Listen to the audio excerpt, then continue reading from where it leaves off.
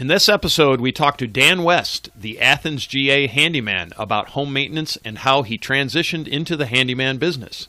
Dan has some awesome tips and tricks to help maintain your home and some great ideas on starting as a handyman. Welcome to the Handyman Pros radio show, home improvement and maintenance tips from the pros. Thanks for listening to another edition of the Handyman Pros radio show, where our goal is to help you save time, money, and aggravation on your home maintenance and repair.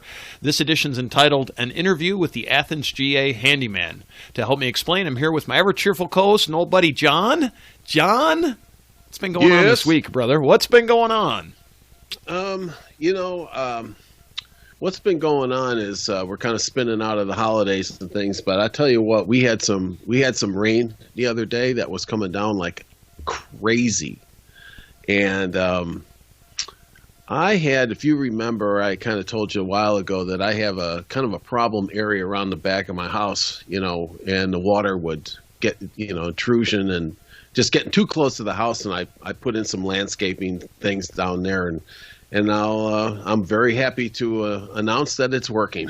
So it's working, and yeah, it's working. So I mitigate the water intrusion and all that kind of stuff, which kind of leads us into, speaking with Dan this morning. Yeah, with Dan. So just to give people a little bit of background, I have known Dan since second grade, which is really a really long time ago. I think we're going on 5 decades, which is kind of scary. But I grew up with him in Western New York, and we shared similar lives. I mean, he's actually the guy that I first learned how to do roofing with, which is a million years ago when I was a young man. But anyway, we had a really great conversation with Dan. And here it is. We're here with Dan West, the Athens GA Handyman. Welcome, Dan. Good morning. Hey, Dan. How are you? It's John. I'm doing well. All right. Awesome. Well, Dan, we're glad you're on the show. At this point, can you give us some background on yourself? Tell us a little bit about yourself. I mean, I've known you forever, but our audience has not. So tell us about yourself. Well, I'm originally from upstate New York, and I ran a landscape property maintenance company up there. We had a division called Lender Services. We worked for a lot of banks, took care of a lot of real estate owned properties, and I sold that 25 years ago, and then went to Key West and goofed around for a couple of years, and then somehow I started working for UPS, and I worked for them for like 18 years, and then decided that was a younger man's job, and moved up here to Athens.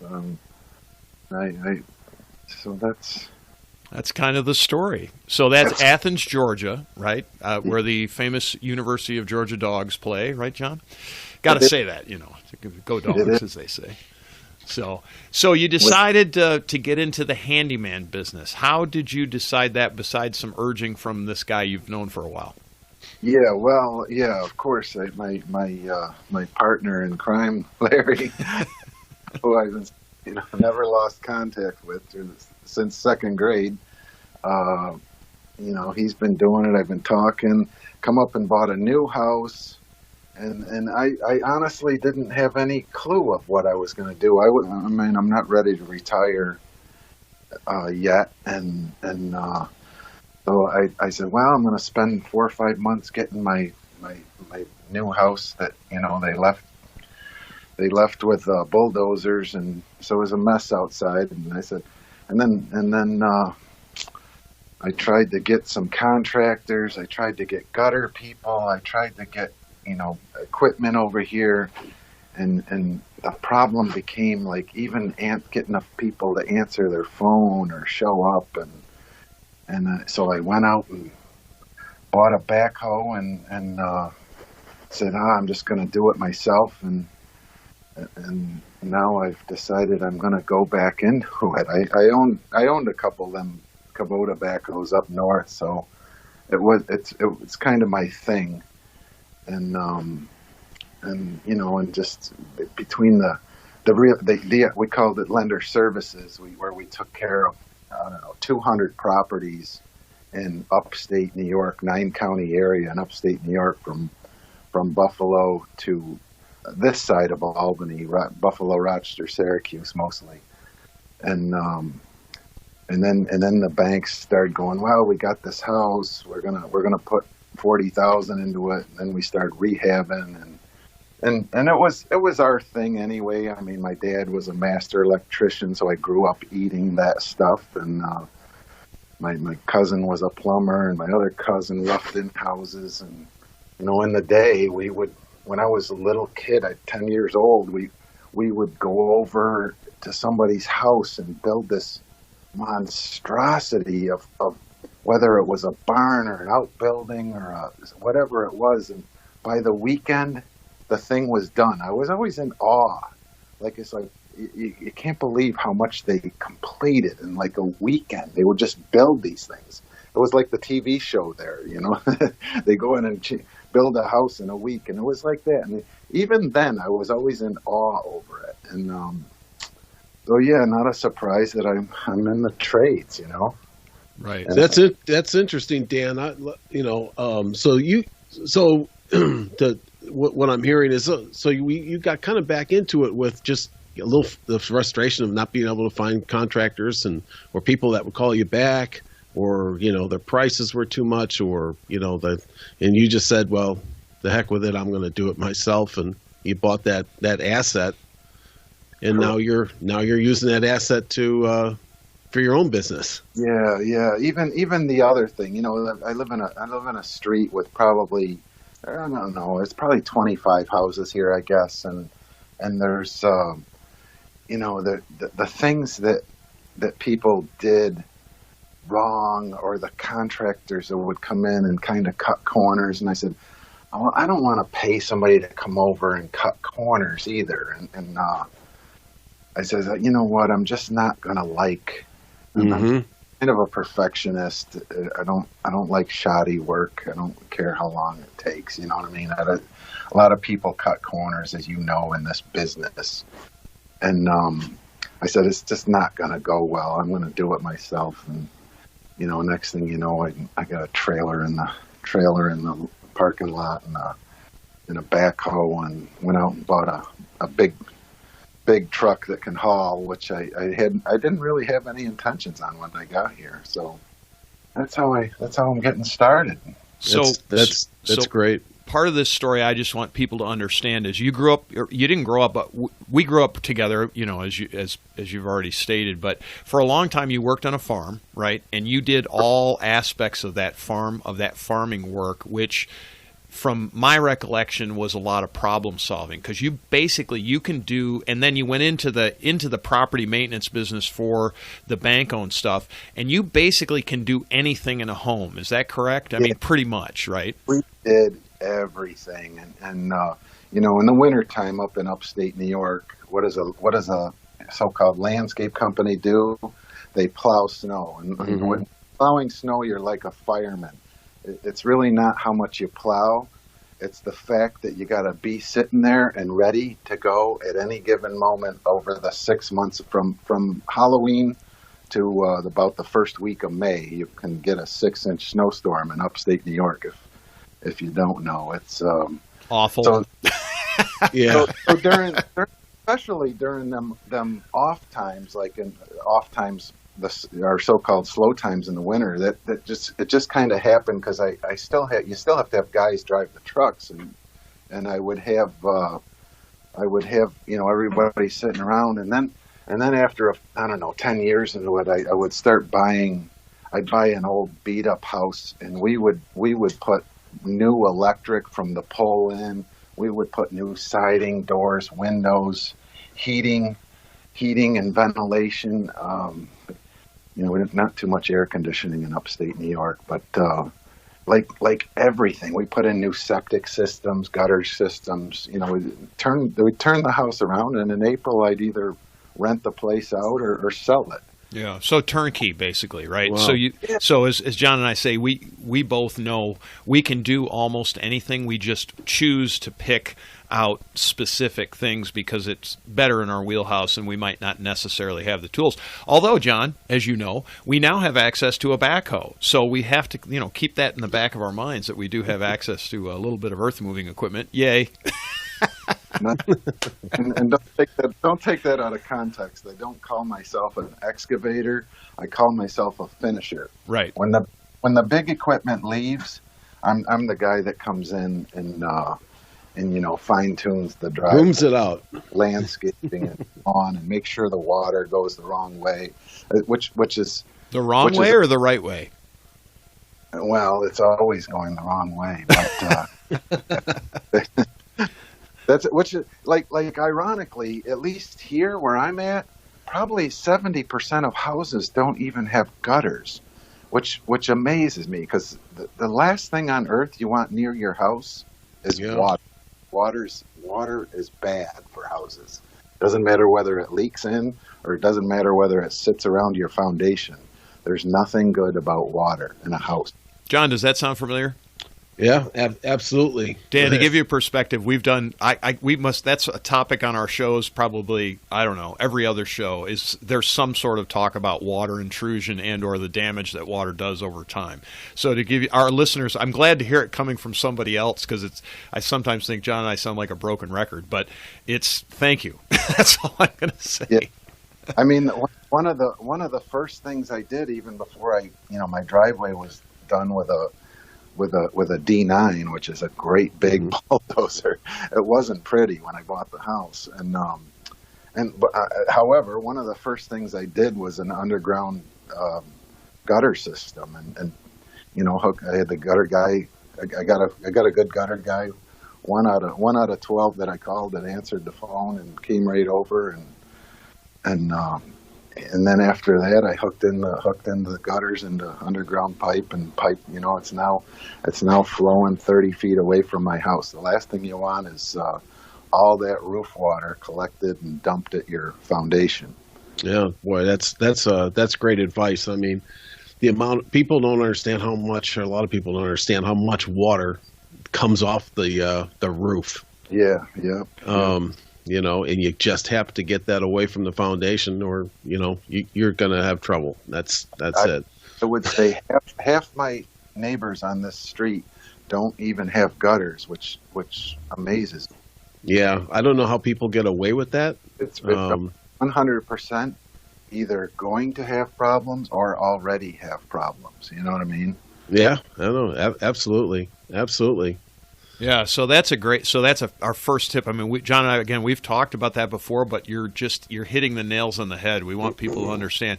And from your perspective, at least diagnosing the problem, not very difficult, right? I mean, somebody can go out and look and go, that's not right. Where's the water pool up and stuff like that, right?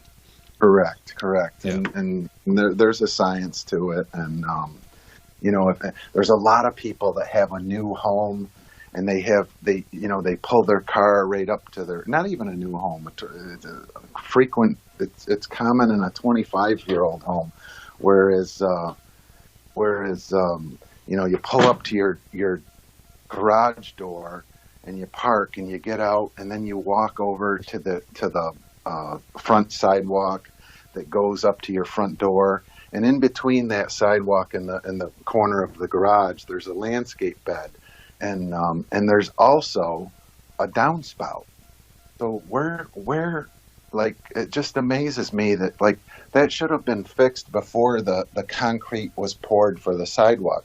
Now they got water dumping right at their foundation between the sidewalk and when you get them yearly 6-inch rains, where's the water gotta go? Over your sidewalk or right. under, or start undermining, erosion. Right.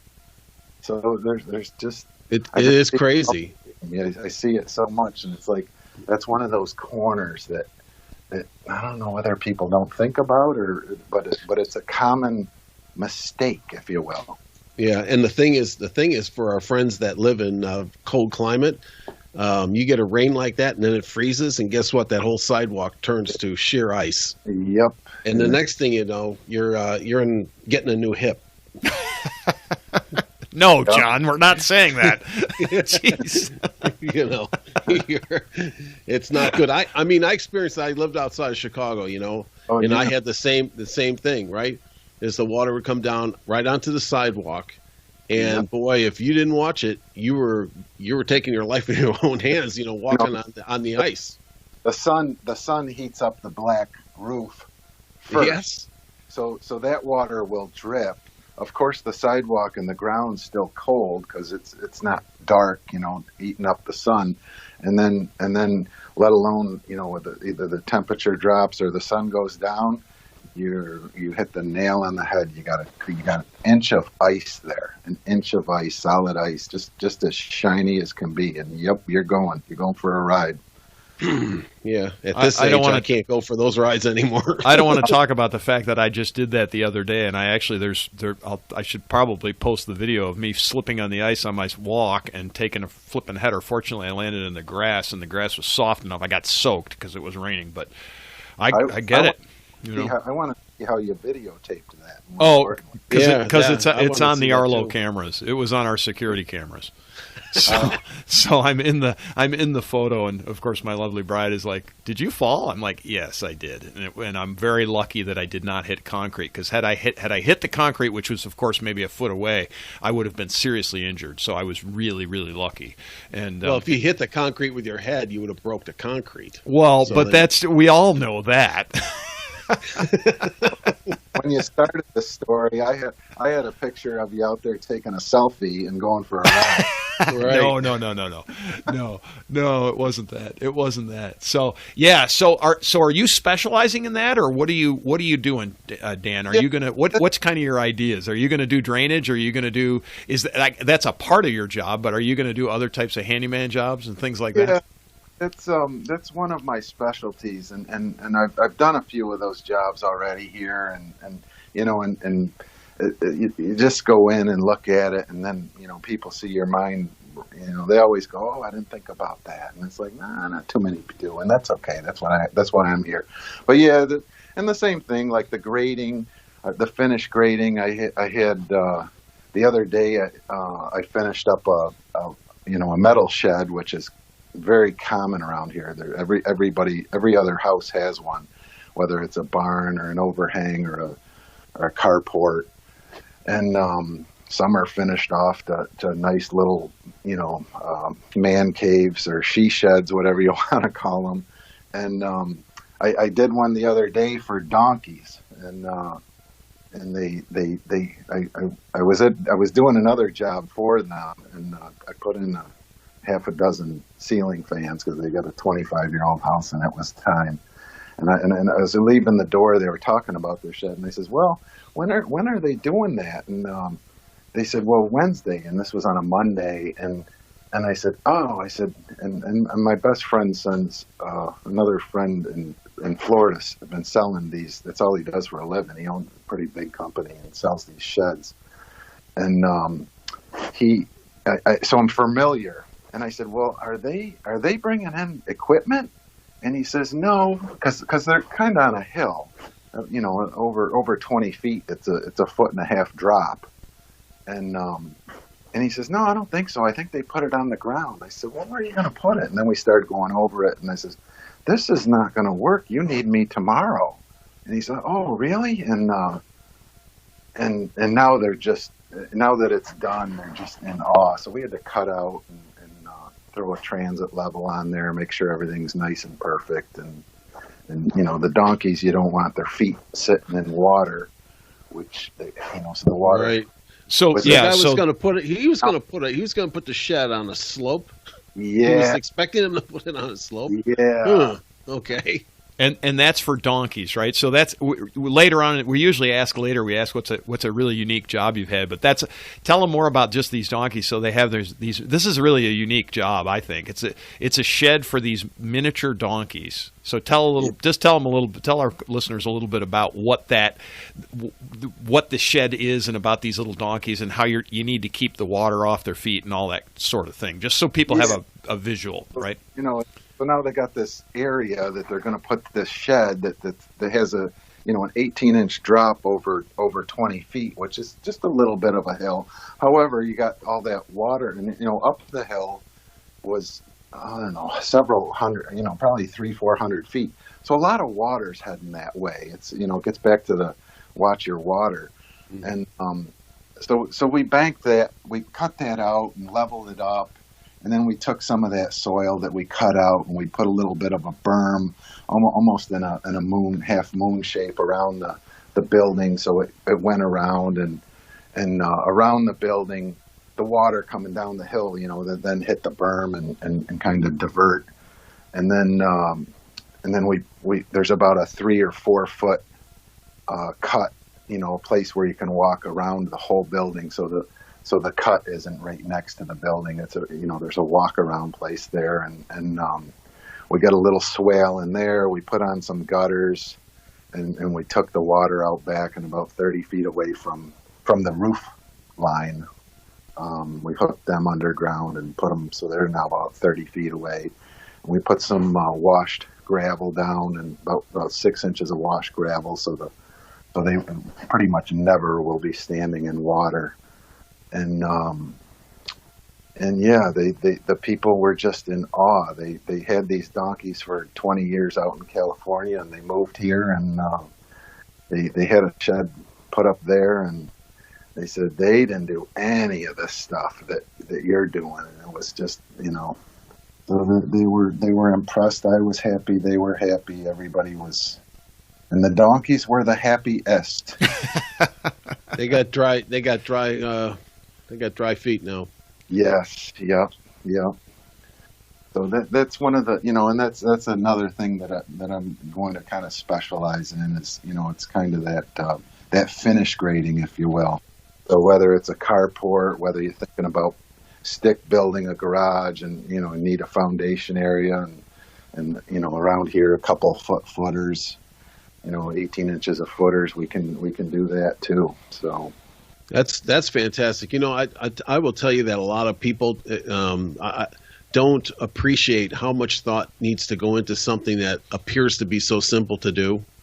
Yeah. But if you don't plan for it, and you don't do it right, and you don't take into consideration of what can happen over seasonality, you're just headed for trouble.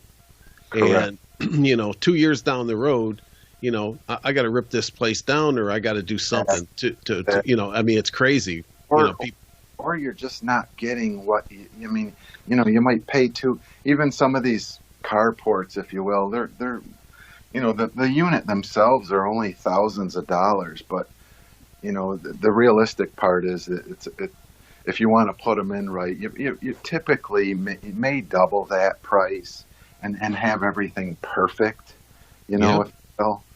And, exactly, Dan, and it's one of those things where a lot of these covered areas, like a carport, people need to consider the amount of effort it really takes in planning to put in a proper foundation for those things. So you're right. If the carport's only a couple of grand or whatever it might be, it could be at least that. Right. Yeah. To build some place where, you're going to be happy with it for years to come. Otherwise, you got water and all kinds of other things going on. Yeah, exactly. And if you're going to spend, the money to put one in, put it in right. It's, I just see so many times up here that they just kind of jury rig them in. And what do they get when they're done?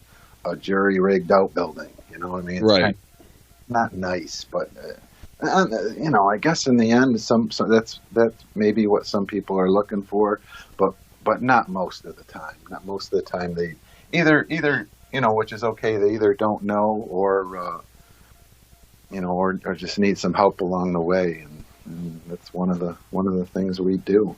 Yeah, so we find that a lot. John and I find that a lot. We find that people actually really don't know. It's really the purpose of this show is to go out and give you give our listeners some ideas on just things you need to consider, right? And so you've just talked a lot about, again, we've talked a lot about water drainage, but you're talking about specifically for outbuildings or any kind of building you're putting up, about drainage and things like that, and about, the worst thing is you put your carport in, you have water draining across your carport or across the walk or wherever you put your carport, and you're stepping out into a puddle all the time.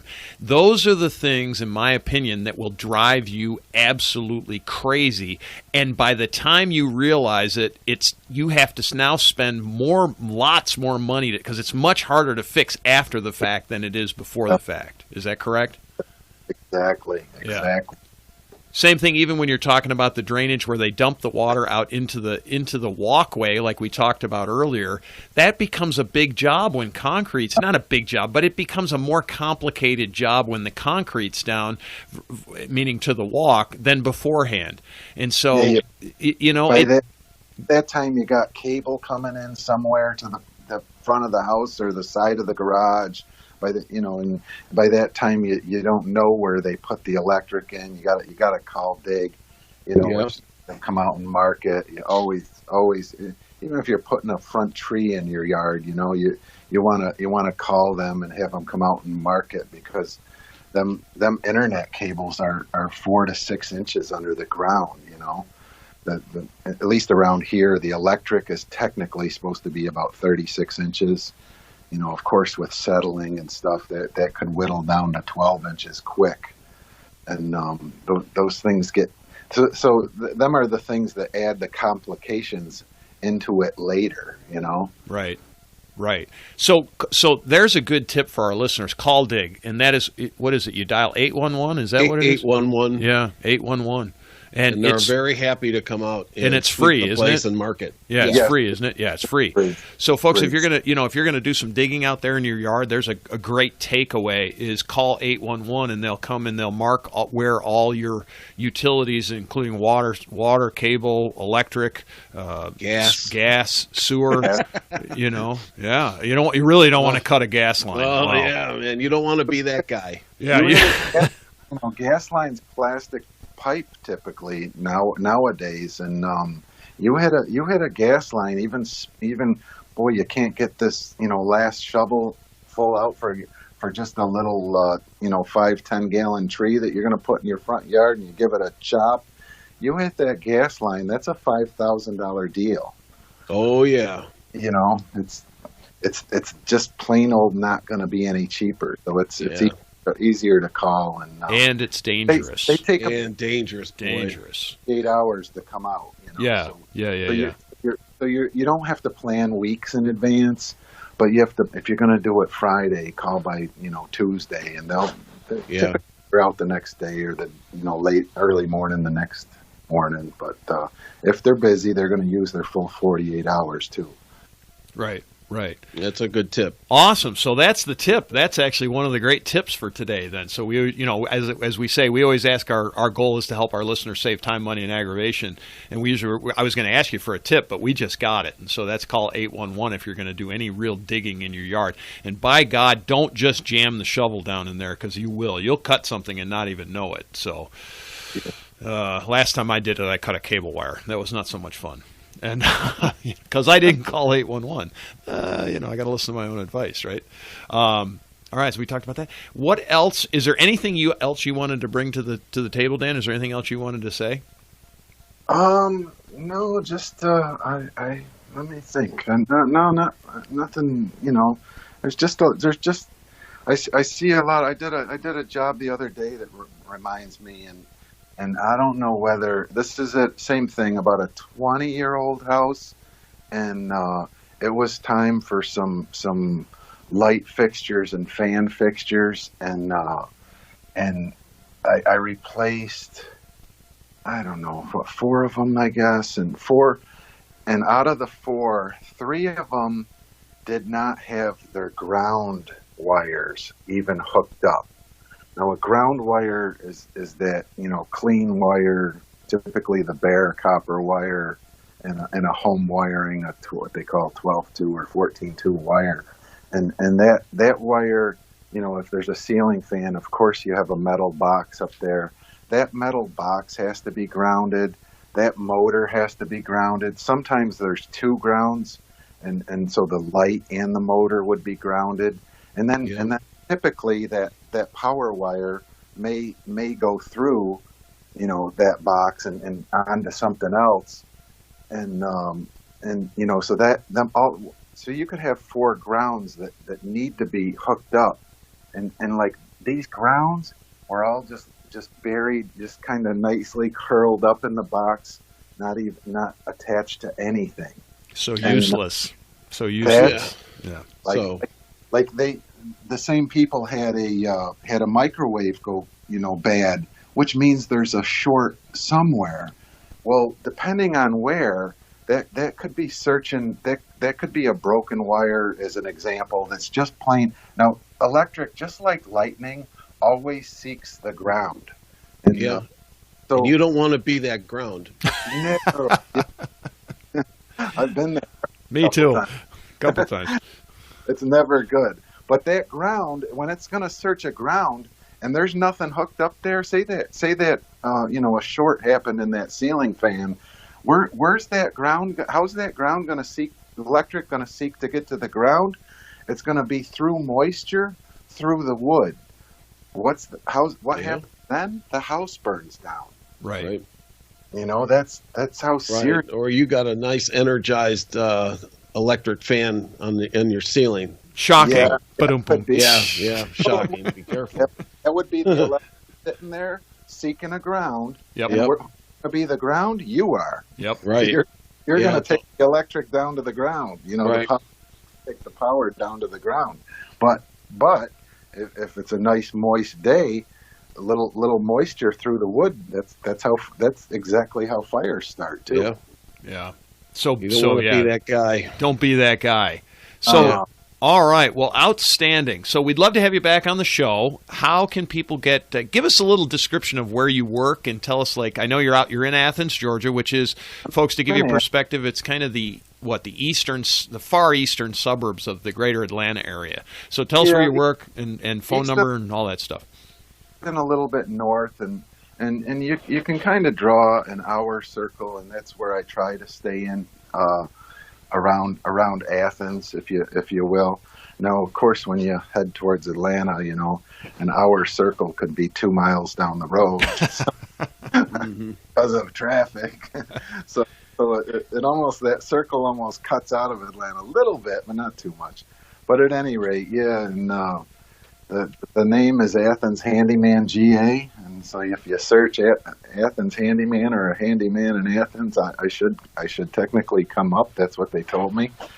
And we have some pictures of jobs on our website, or you're welcome to text or email. And emails, same thing, athenshandymanga@gmail.com.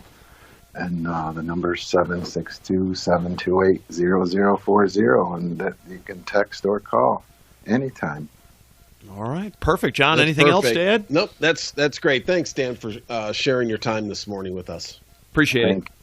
Thank you. I want to thank Dan for being on the show. John, what are some of the key takeaways?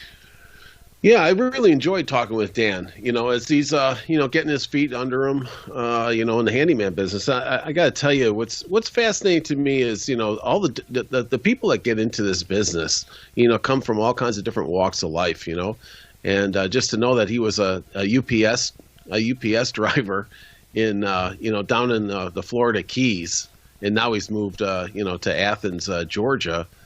But, it just does show you that you can make the transition, and if you're looking for things to do, the handyman business is a good outlet it's a good way to look, so that was one of the things that I saw, that he came from a kind of this different background. Now he does have a background growing up, as he's pointed out.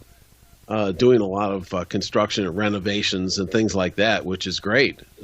He kind of put that aside for a while after he had the business and sold it and then went into UPS. But then when he came back out, here he can use his skills again. And I think that's one of the things that another thing that I took away from there. And it's kind of funny how, life changes and you find yourself into a whole different line of work.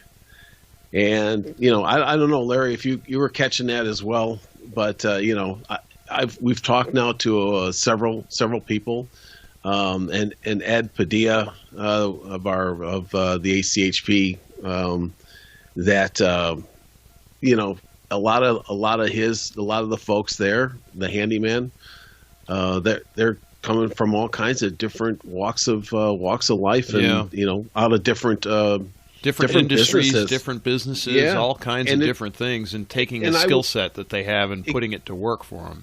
Exactly. And as we talked with Dan, it was hey, it's get started, right? Using the thing that the best. Right now he's got a great background and everything, but right now he's doing a lot of the finish grading and all those kind of things.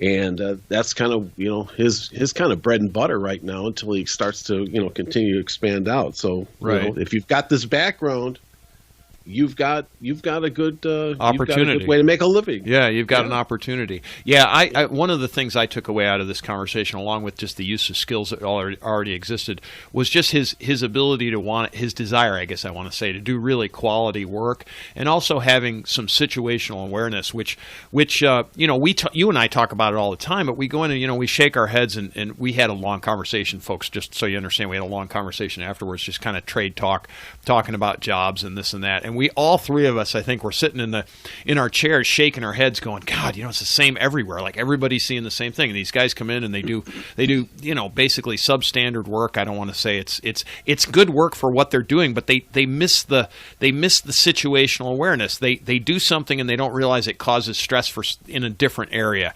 And we all three of us said basically the same thing. Well, who's going to finish it? Is it going to be you or is it going to be me?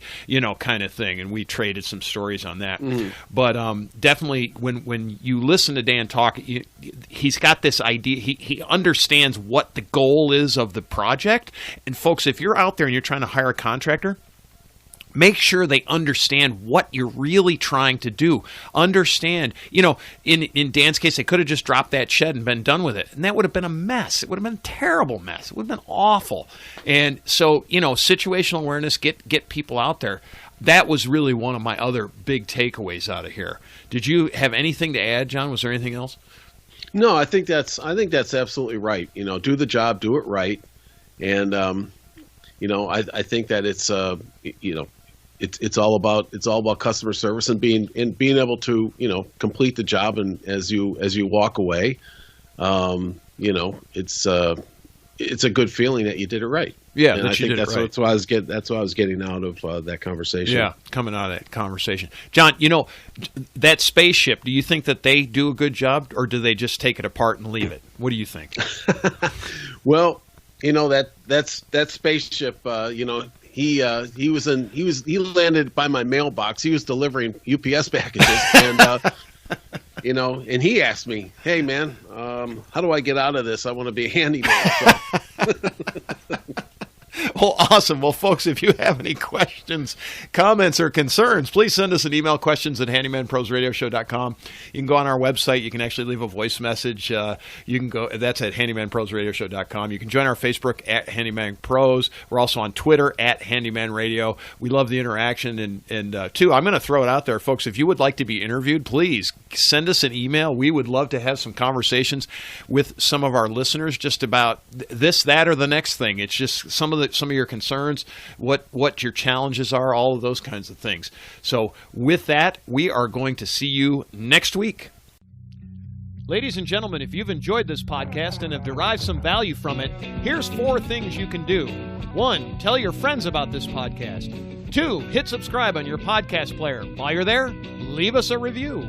3, subscribe to our newsletter by going to handymanprosradioshow.com and click on the subscribe button. We'll inform you of upcoming events, shows, and give you actionable tips for maintaining your home and property.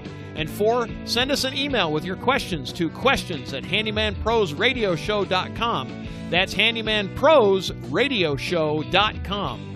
That's our show for this week. Thanks for listening. We'll see you next week on the Handyman Pros Radio Show.